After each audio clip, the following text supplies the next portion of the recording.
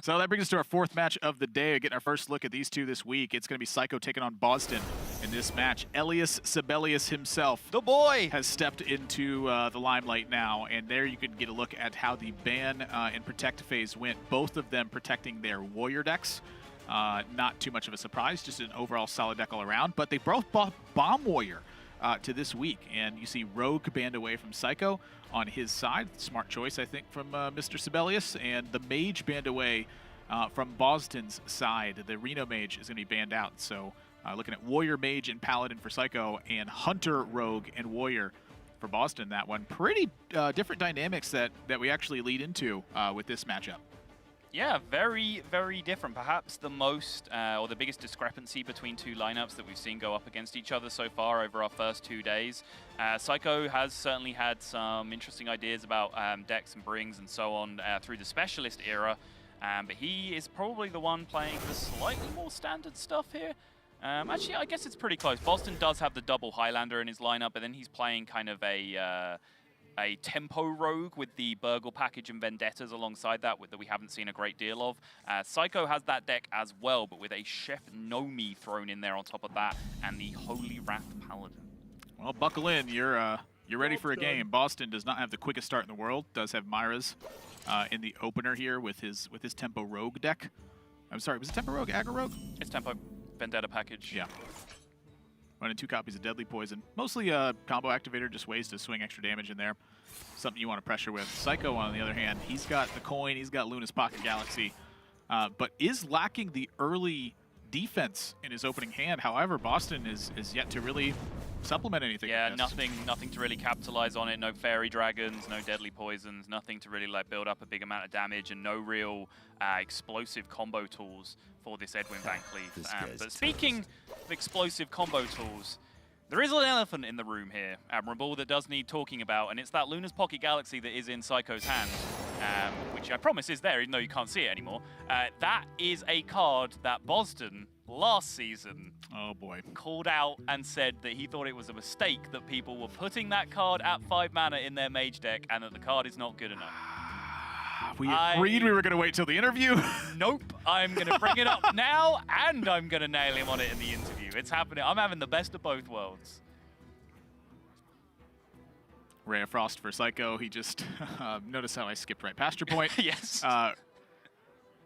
Apologies for the spectator issue. We'll get this up and running as quickly as we can. Thank you for being patient with us as we get this fixed and wrapped away. In the meantime, take a look at how their bans and their protect went into effect here as we get that spectator up and running. So for Bozzzton, it looks like he has the option on the following turn of that for Deadly Poison and Edwin Van Cleef to try to get the ball rolling, or for the Henge Clan Burglar to try to find something else to supplement the aggression that he has going. I think I'm in favor of the Edwin development in that spot because his early turns were super weak. He just needs to get maximum damage going if he's going to fight against this. He opts for the Henge Clan Burglar in this spot, you know, perhaps as regard to the backstab, thinking to himself, if I land a backstab Deadly Poison Edwin or a sap Edwin on that turn, it's a bigger deal. I think I agree with the Henge Clan line. It's 4 attack into play either way. And Bozzzton gets the huge payoff for this now.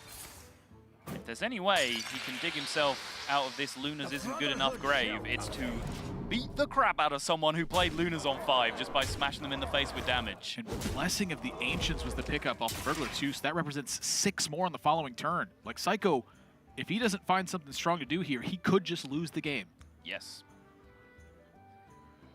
I mean, he's facing down lethal even without that extra damage from the Blessing of the Ancients right now. Yeah, I was going to say, Zephyrus will find Frost Nova here almost certainly. It does pick up the healing touch on the side as well, but Frost Nova certainly looks like the one Seiko was looking for here. He then can curve that into Blizzard or into Reno the Relicologist, but there is 11 represented on the board. Double Blessing in the Ancients. That's going to be Blizzard for Seiko on the following turn, and then looking like Reno hoping to wipe the board.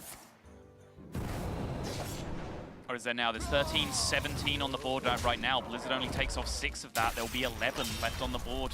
The Blizzard into Reno line doesn't even work anymore. That Ooze could end up being a big deal, though. With Bozzzton looking to potentially finish out this game with Waggle Pick. And the fact that it's 1 mana instead of 2. Yep. Bozzzton shakes his head. He's getting nervous. So if this Waggle Pick comes down, which it is going to because there's a Leroy just being picked up. If this Waggle Pick comes down, Reno plus Acidic Swamp Ooze is going to be a board clear. Oh, when you draw the Leroy, can you justify the Myra's ever? Like, Myra's hero power sets to 12. If you draw a Shadow Step, that's game. Yeah.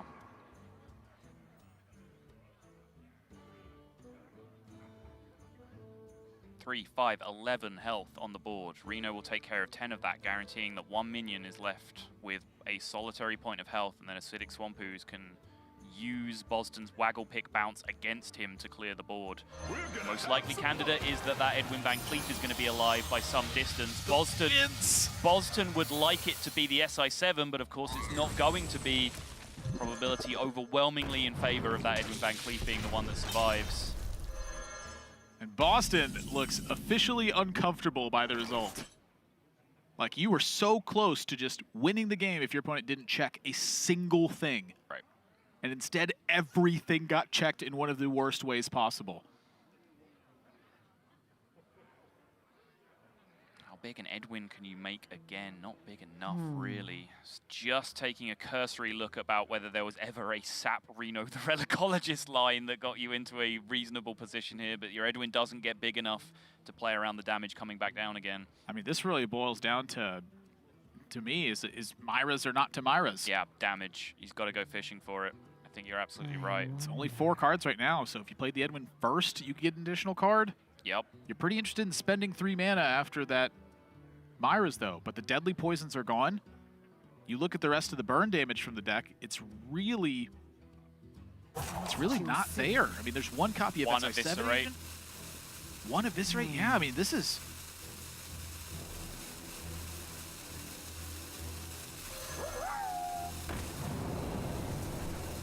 Counterspell. Job done. The Brotherhood shall come. Takes a slightly slower turn. Lucks out getting a playable from the Blink Fox. Not like super fortunate or anything, but there were definitely some unplayable cards he could have found there. Having a playable card at least gave him a reasonable turn with the Edwin Van Cleef coming back down again. But now the corner has been turned for Seiko, and remember these 1-mana minions are going to keep coming off the top.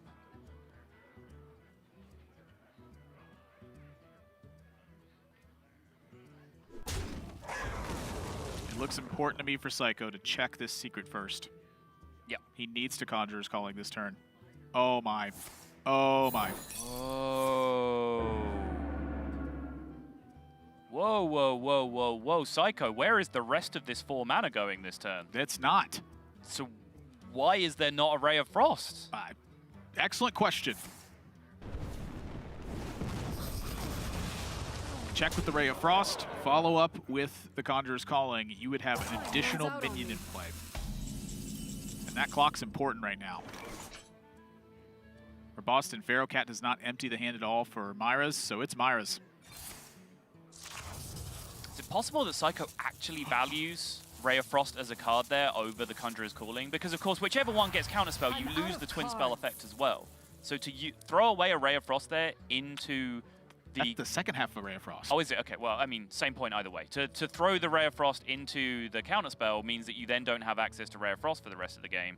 And if you're talking about how the race is important, Ray of Frost is actually perhaps as an important card as for racing as having an extra minion in play is. Yeah, I'm seeing a Tortolan Pilgrim. I'm seeing a Polymorph in hand. Yeah. What I'm not seeing is additional minions in play and a second copy of Conjure. I mean, my initial reaction was that looked very wrong, and I'm still there. I'm just trying to look for reasons that Seiko could use to justify that, because honestly, I think he perhaps, by peer review, played the best out of any player last season. Indeed. And I'm thinking about the 6-drops that could have major impact as well. You know, I'm thinking Sunwalker, Karted Defender. Safeguard. Safeguard. I mean, just everything. Sunwalker. I mean, as it stands right now, Seiko's dead. He has to find a way to protect himself from charge damage from hand, and perhaps Alex Straza gets that done. He wants to Yogg box? He can't, he has it in hand. Wants to find an ice barrier is what he wanted. If he found 2 charge minions there, Alexstrasza was lethal. That's a good point, yeah. It's a very, very good bit of housekeeping for Seiko to check first there. Bozzzton, he's pushed out of the game. That's it. The luxuries you have when your Alexstrasza costs 1.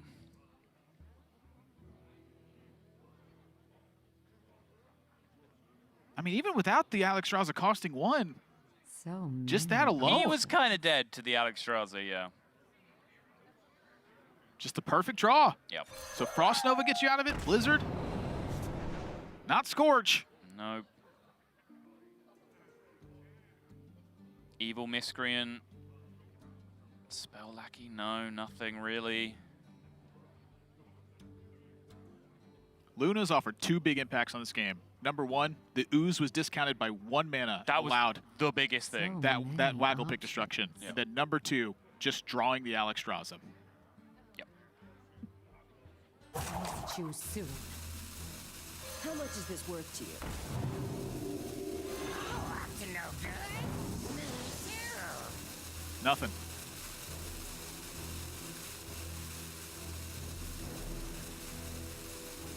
I give up. Bozzzton was so close. Wow. What a turnaround. It looked like Bozzzton's start was just way too aggressive. Coin Luna's Pocket Galaxy came out from Seiko. And it looked like Bozzzton just had way too much damage to throw back in the face of that. But as you mentioned, that ooze coming off the top for 1. If it still cost 2, it could not have been played on turn 7 alongside Reno the Relicologist, which means that giant Edwin Van Cleef would have survived the vast majority of the time, as it did in reality, to the Reno coming down. I think Bozzzton even had that 1-2 punch in his mind when he went for the double blessing of the Ancients to fill up his board. He was thinking about, you know, what Reno the Relicologist does to his board, what softening his board up with a Blizzard does with then Reno coming down afterwards. Created a scenario where Reno the Relicologist was having to deal with 11 health no matter what happened, and then that ooze was just so very clutch coming off the top. And the difference in that game is literally seeing a Pharaoh Cat early, a Southsea Deckhand early, or a Fairy Dragon early. If he has almost any of those minions on turn 1 or 2, that gets him just enough damage to get over the line with that Reno Jackson instead. I'm sorry, with the Leroy Jenkins instead. Yeah, for sure. It's also, you have to look at kind of deck building choices as well, because if you had a deck with some more damage in it, as we've seen with the more aggressive rogues on the other side, then you have more consistent draws off your Myras digging and finding you damage. You have, you know, the extra weapons coming in, forcing through damage. It was kind of jarring after casting so much of the really aggressive rogue on day 1 to when we were looking at a Leroy in hand and Seiko at 10 or at 9 or whatever it was. We're looking down at Bozzzton's deck and saying, well, there's actually no cards in here that really kill him. Like there's no draw, there's no shadow steps, there's no eviscerates, there's nothing. Sorry, there's 1 eviscerate. There's very few cards that are going to get the job done in that position. Yep, and so by the hand of Mage, Bozzzton falls in game number 1. So that means it's a win on Seiko's side, but it's not eligible to be played for the rest of this series. We got to go to a quick break, but when we come back, we're going to find out if Bozzzton can tie things up or if Seiko's going to start himself off to a very similar way he did in Season 1 of Grandmasters. Stay tuned.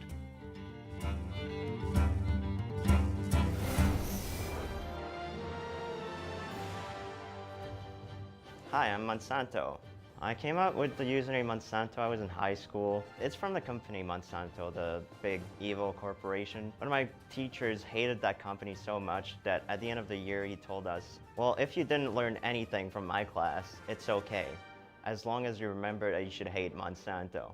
And that was like such a big thing to hear from your teacher, and I just immediately changed all my usernames to Monsanto. My best Hearthstone Esports memory was in 2016 in Summer Prelims. I was facing Dude 7597. I was completely losing on board as Druid against the Zoo Warlock. I had played 5 spells during the game, then I jammed the Yogg-Saron on. It cleared his board, built myself a board, and the next turn I had double Savage Roar for lethal. What makes me special as a player, I think, is I try everything. I try every possibility in decks. I try new things. And so when there's something that went under the radar, there's a big chance that I actually found it and I can bring that deck. Being in Grandmasters means a lot to me. Being able to just compete another full year of Hearthstone, that was a really big thing for me. I want to win the whole thing. That's my personal goal.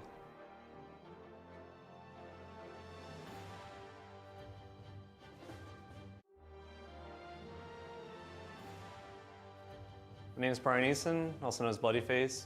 When I first started playing Hearthstone, the first deck that I crafted was Miracle Rogue, and it was pretty much the only deck I played. I love combo style decks. I don't like really being aggressive per se, but I like having a deck that has a very aggressive finish.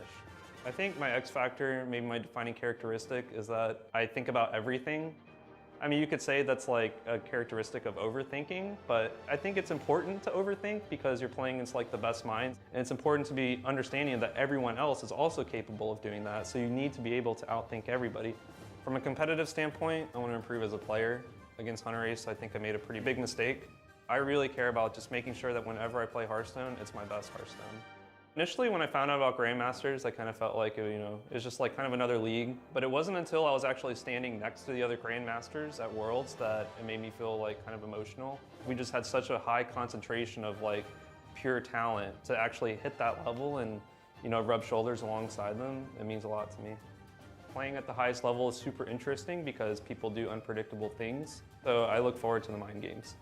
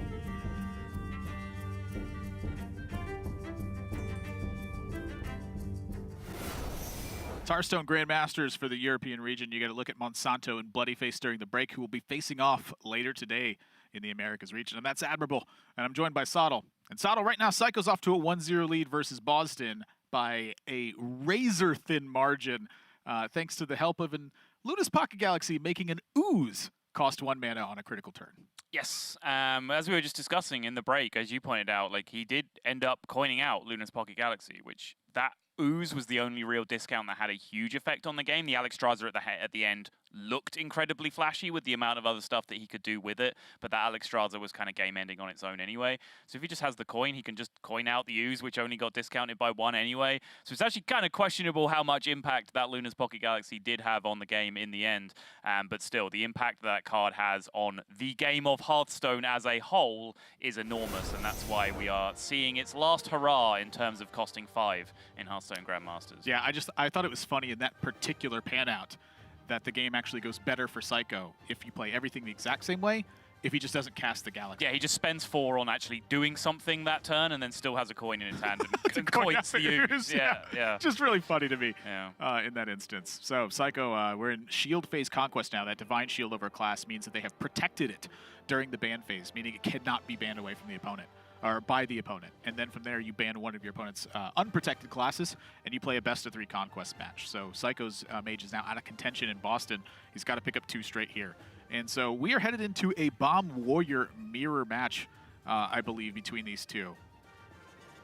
Yep, indeed, Wrench Calibers in both lists for Seiko and for Bozzzton in this one, and I like Bomb Warrior mirror matches, but there is a lot that this deck is going through in terms of its build right now. Like, there's a lot of debate amongst just Fright and Flunky in general being in the deck.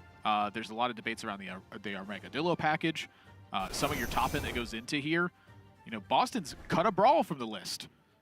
that he's brought here. He's brought one copy of Frightened Flunky. He's brought one Omega Assembly in the deck list. There is a lot of minor changes throughout these that can make a huge impact as you walk through the game. Yeah, Seiko, on the other hand, 0 Frightened Flunkies, 0 of any real cards on the Taunt package, because 2 Morden is a card that's kind of in consideration as well, even though it's a little bit slow for what Bomb Warrior really wants to be doing. No Omega Dillo. He then has a Militia Commander in there as well. Does Seiko? We've talked about that dynamic before about, you know, just because Restless Mummy exists doesn't mean that one of the most effective cards of the previous expansion is suddenly bad in Militia Commander.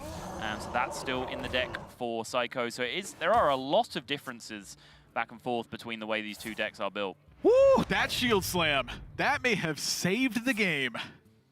And Seiko, oh sorry, Bozzzton kind of knows it. He recognizes that Shield Slam coming off the top is a big old deal for Seiko. Gives it a little chuckle. And rightfully so. That would have been somebody order a bomb into somebody order a bomb, and I'm telling you, Seiko didn't order that many bombs. No. There you have it. Do you want to end this turn with a 3-1 or a 2-2? 3-1. No tomb can hold me. Major reason being is that Militia Commander plays stronger against Can hold me. an Omega Devastator on curve, and it also chips away a little more health if your opponent's answer is Reg Caliber. Caliber indeed is that answer. So the thing I'm looking at for Bozzzton right now is that he's loading up bombs into Seiko's deck and has Blastmaster Boom. That's the next point that Seiko's going to look to defend against. Yep. Some shuffling in bombs of his own.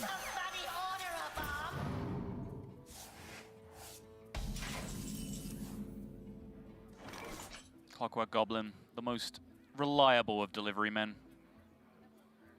Much unlike DMX. Well, is it reliable? It's a lot more reliable than DMX. DMX has been telling me he's going to give it to me for a very, very long time now, and I still don't even have a tracking number. Yeah, I have yet to get it. Yeah. That's a true story. I mean, I've drawn a lot more bombs than I have received packages. Received it from DMX. Yeah, whatever it is. What if the Clockwork Goblin is DMX? What does that even mean? Well, he's finally giving it to you. Oh, okay. And, you know, it's fairly unreliable. You don't know when it's going to get there. All right. I'm picking up what you're putting down. Solonized album is coming at you hot next summer, so look out for it.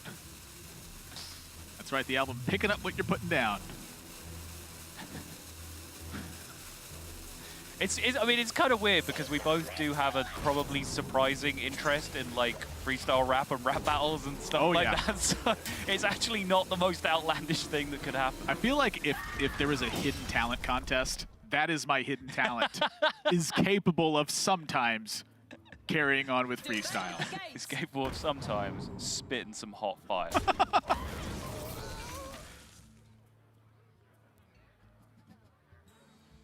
Producer just fed me a joke that is in no way going to happen. Bootleg EP. Oh, come on! I wasn't going to do it.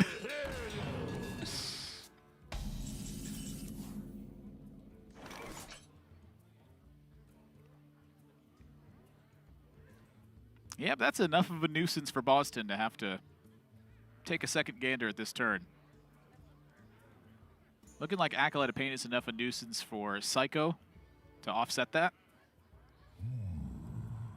So Seiko's going to be the first to land Blastmaster Boom. Or first opportunity, anyway. Yeah. Whether or not he goes for it is a different matter.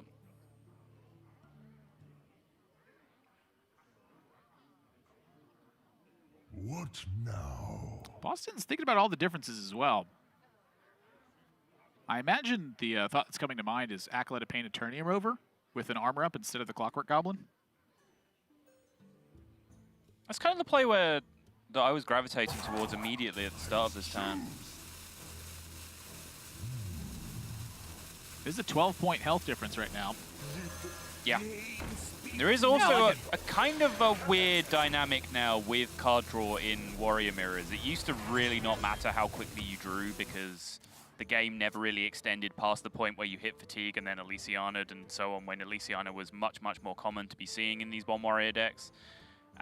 But with that not available, which again it isn't, there is no Elysiana in either of these decks for either of these players, getting down to a small deck size is a detriment to you. Again, not necessarily because of fatigue, but because of what happens when you get down to small deck size. Like we saw in the previous Pheno series, the smaller your deck size is, the more likely you are to just draw a chain of bombs that your opponent loads up in there. Yep, and that was a massive draw for Seiko in this instance, and he is going to take a bit of a risk with this. So the draw of the Wrench Caliber sets him to 5 armor on the attack of the Acolyte. Reduce the draw from that. Gets to armor up to 7 here. Bozzzton very interested in playing Blastmaster Boom this turn, so he's going to trade over the 2/1 Militia Commander here and play his own Blastmaster Boom. What that means is that 1 damage not chipping away at Seiko's life, he gets to now free Shield Slam, Blastmaster Boom, play his own Blastmaster Boom, and then start trading off Boom Bots to make sure that the damage is nullified on Bozzzton's side of the board. That's now, crazy. If Bozzzton goes face with that chip damage instead, Seiko still gets the Shield Slam and gets to connect, but he has to use the minion to do it. Yeah. So the difference is not whether or not Seiko can Shield Slam this Blastmaster Boom. It's as small as how much health you have on your Eternium Rover at the end of the turn. You would have 3 health in the Eternium Rover, and Seiko would have 1 less life. Yes. It's that little tiny thing that can absolutely be a difference in these types of mirror matches. Like, you fight tooth and nail for every edge you can get. And again, that's the case if your opponent has Shield Slam as well. That's not even like a definitive thing that happens in all worlds. Hearthstone is a game of very small margins sometimes, and sometimes you just got to look for those little fractions of a percentage increase in your chance of winning the game. It'll add up. It's such a weird, like, tiny, tiny little difference, too. Right. And Seiko, I think he's found quite a smart line here as well to delay the Blastmaster Boom and try to have one of the shots absorbed by this Town Crier. So now he gets to open up his own Blastmaster Boom to potentially being an offensive potential alongside the Warpath. So he's mitigated some of the effect that Bozzzton's has had, and he's trying to maximize his own in that regard. Do you like just dropping the Ziliax there, just naked on the board? I do. I think that in this situation, it is time to fight for extra damage right now. The difference is going to be who ends up drawing bombs first. So try to maximize your impact of those bombs as much as you can. Okay. The reason being solely because he has Blastmaster Boom and another Warpath in hand. Warpath, I think in this matchup often becomes an aggressive card alongside Blastmaster to just impact the damage immediately. Yeah, it's just 2 mana deal like 15 damage. It's pretty sweet. Yeah, and it's just kind of weird. Like, the reason that you want to do it is solely to try to offset your opponent getting minions in play and using those to absorb the damage. Yeah, you also like create, you know, literal breakpoints where you can win the game immediately by, you know, dealing all the damage. You use the Warpath, the bombs go off, they deal 10 to 12 damage to your opponent, and then you're opening them up to then draw 1 or 2 bombs off the top for immediate lethal. Yeah. Whereas if you stagger those things over a couple of turns, they don't necessarily line up the same way. I think that is something also to tie into game number 1 here as well, where Seiko, he had that Ray of Frost turn that looked awkward, and he ended up getting his Conjurer's Calling counterspelled. We've seen him be a little bit flustered, and admittedly so by his own means, having random outcomes be tricky for him to navigate. It's just, it creates tough decisions if you're going to make the best decisions possible. Bomb Warrior's a deck that he navigated all throughout the last metagame that was there. And we were towards the later stages of that meta, as opposed to this one. We're in the very earliest stages of that meta. You know, how much practice has he had on Reno Mage versus Bomb Warrior? Because this Bomb Warrior game from Seiko has looked picture perfect so far. Yep. Full grip from Seiko on that Blastmaster Boom. And Bozzzton does not have the luxury of a clean Shield Slam being able to take care of it. Omega Devastator not active, only turn 9. None of these mechs are removal tools because Dr. Boom Mad Genius is not active. Seiko has engineered the last 2 or 3 turns to put himself in a position to Blastmaster Boom with perfect timing, so Bozzzton cannot answer it. It takes a lot of mana and tools. Shield Slam, Restless Mummy, and look at how many boom bots you're facing down. Does have the Eternium Rover to add, and I think that is a big influence on how Seiko wanted to treat these boom bots, but also just the fact that Bozzzton Warpath to clear off the Ziliax.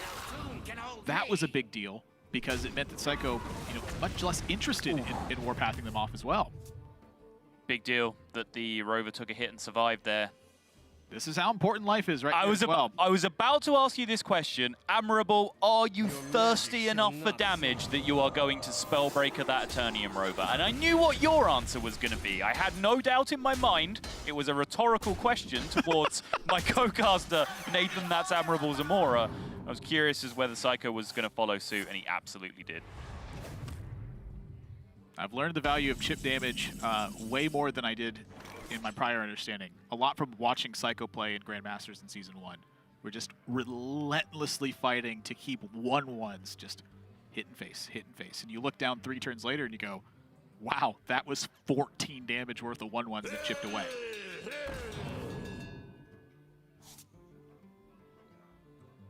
That's a nice Restless Mummy, though. It is. No tomb can hold me. Seiko is just kind of gassing out here. He might be in the scenario where he is just relying on these bombs to come out and do the job for him before Bozzzton gets a grip on this. But Bozzzton kind of gassing out himself as well. Very, very similar hands on either side, but that Wrench Caliber can end up being the kicker in terms of hand quality between the two players. Yeah, Yep. Shield block into Brawl ends up being a whole lot of nothing, really. That's a Devastator turn.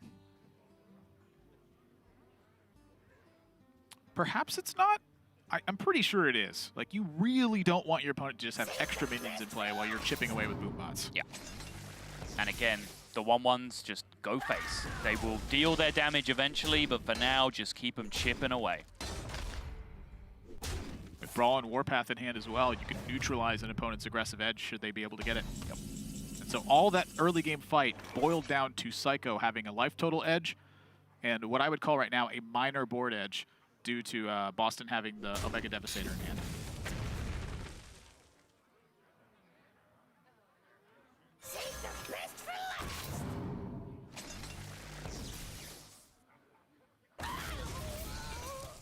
Bozzzton ascribing to the, well, this is happening, so let's do that and figure out what the rest of my turn is afterwards. Yep. I'm fairly interested in this Wrench Caliber connecting face, but I think he's free to preserve it from now. There's no weapon destruction on either side, and so you set it for tempo. I think you saw he glanced to one side where he may have the deck list up on another monitor. I think he was just double checking that at that moment. Yep, open deck list format here.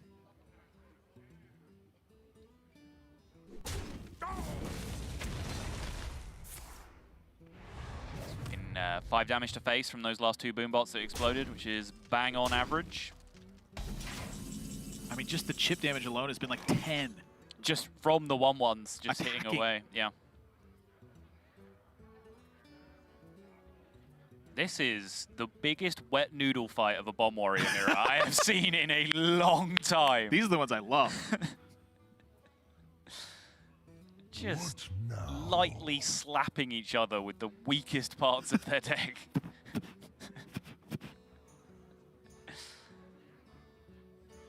Remember that Foam Sword Tavern Brawl? No? What? Pretty sure there was a Foam Sword Tavern Brawl. I don't know, it's like everything dealt the damage or something. I don't really play Tavern Brawl that often. What now? I don't know why. It's just free. Like, I'm just missing out on value. It's just like a free pack I don't get. You're only missing like 50 packs a year. Yeah. You big dummy. Yeah.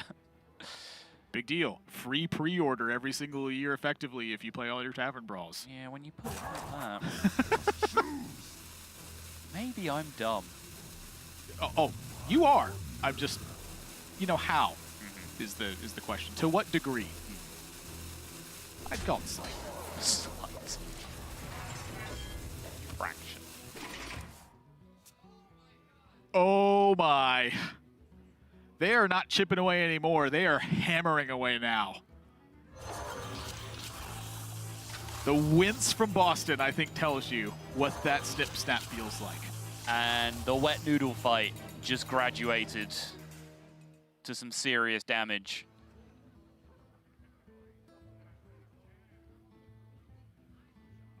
Seiko just debating with himself where this last one wants to go. Implications of second Omega Devastator. Yep. The implication also, the Omega Devastator that's on the board right now. Like, what good trades is that able to make, depending on where he puts the snip snap?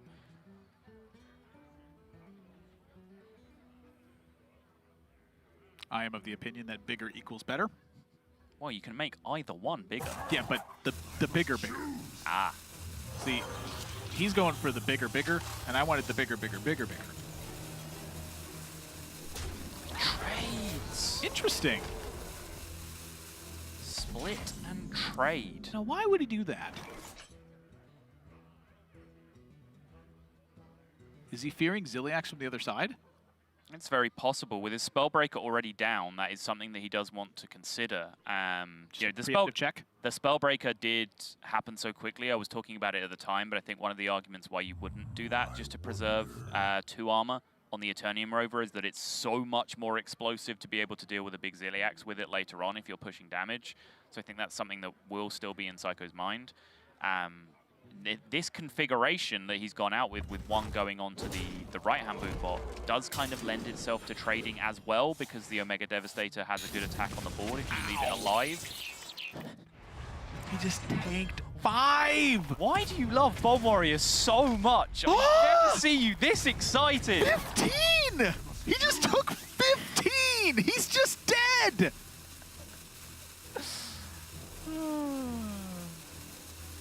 Yeah, you can't shield slam yourself, I'm afraid. Holy moly! In the words of TJ, Bozzzton played that too passively. No.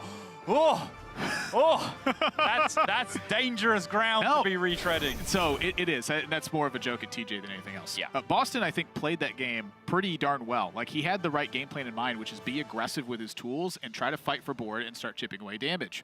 What ended up happening was that Seiko had the tools to recognize that he'd go, you know what, I can take this a step slower. I can tank some of this damage, and I can bounce back from this position he was in.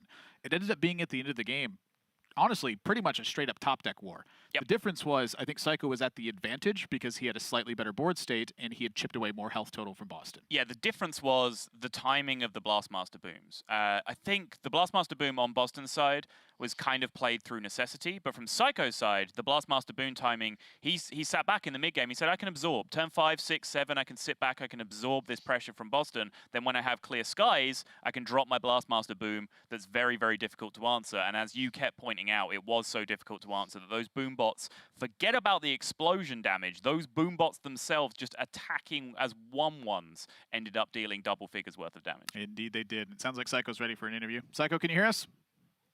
Yes, hey guys. Hey, hello. Congratulations on your win here this week. Same question to you that I've been asking everybody else. Your thoughts on the changes to Grandmasters so far. What do you think? I don't think much changes. It's still best of 3, so I feel like it's like Specialist. Maybe a bit worse, but kind of fits the same. Nice. So let's talk about your lineup a little bit, because you've brought Holy Wrath Paladin, which I'm personally a little bit of a fan of going into this format. Also, your rogue deck being more mid-rangey and not the aggressive one that we've seen from players on day 1 so far. Like, what other decks were you thinking about bringing? How did you end up on the decks that you did? Combo Priest was the third deck for like a very long time, but then it didn't perform in practice, so we just cut it dead. Other than that, I think only Hunter was in question, and I didn't consider any other deck. Okay. And you were practicing with Casey and RDU this week, is that correct? Preparing? Yes. Yeah. Okay. And then the final question I'm going to have for you is going to be in relations to the balance patch that we have upcoming. You don't have to go away too much strategy, but I wanted to hear some of your thoughts on that. Which classes do you think benefit the most and benefit the least from the balance patch that we have upcoming? The most probably Hunter and Rogue, because they are pretty high on the tier list, besides Warrior and Mage, so I think they have a good shot to be in all lineups. All right. Well, Seiko, thank you very much for your time. Always a pleasure watching you play, and I look forward to seeing your match tomorrow. Okay, see you. I feel like that series flew past so fast that we didn't even really have enough time to talk about how incredible Seiko's run is right now, because not only did he have an incredible Season 1, where he had a 10-4 record, I believe, and then lost in the final to Fino after eventually qualifying through to playoffs, he's also picked up 16 wins in Masters Tour events. The 2 Masters Tour events he's had, 16 wins total, which ties him for 3rd in terms of most wins out of any player in those 2 Masters Tour combined. Like, Seiko, I feel like it happens time and time again, but you can always rewind time 12, 18 months and hear a player that casters are talking about, like, you don't know how good this guy is. And then suddenly, 12, 18 months later, he's there in front of the bright lights showing everyone that that was true all along. It's happened through, you know, I can name 8 to 10 names that I can remember that happening with over my casting career. Not just me calling them out, but other people as well. Seiko just going on to show that he is very much deserving of being in that category as well. Yeah, consistency is the key when it comes to these games. And seeing 16 wins put up over 2 Masters Tour, that's a 67% win rate. You know, you're looking at 12 rounds of Swiss that ends up taking place in a tournament like that. And so when you can put up consistently an average of an 8-4 record, you're looking at the makings of it's not too long until you win something like that. Yeah, worth noting as well, there are 2 other European Grandmasters who are tied on that 16 record with Seiko, tied for 3rd place of all players overall, and that's Ball Control and Hunter Ace. So pretty great company to be in. And again, it's the Europe players, the Europe Grandmasters, who are putting up those numbers at the Masters Tour. The other regions are flagging behind them just a little bit. Oh, I see how it is. The other regions are lagging behind because Gallon got into Grandmasters and Dog won the first Masters Tour. Okay, yeah, lagging behind. I understand how it is. Actual numbers! Literal facts! Scoreboard. Yes, exactly. I'm talking number of wins. It is 1-to-1. Yeah, It is okay, 1-to-1, okay, Sottle. Don't you forget that Artosis was the first world champion.